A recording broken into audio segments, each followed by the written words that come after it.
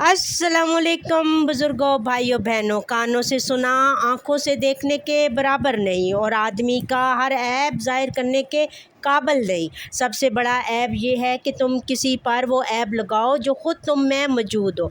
जो आदमी अपने ऐबों को जानता है वो अपने दूसरे भाई के ऐब भी ज़ाहिर नहीं करता।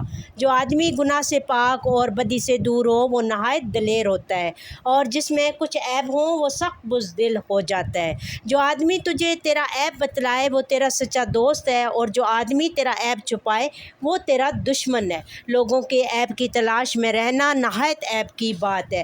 तहज्जुब है उस आदमी की हालत पर जो लोगों के ऐबों को बुरा समझता है और ख़ुद अपने अंदर के ऐब पर नज़र तक नहीं डालता।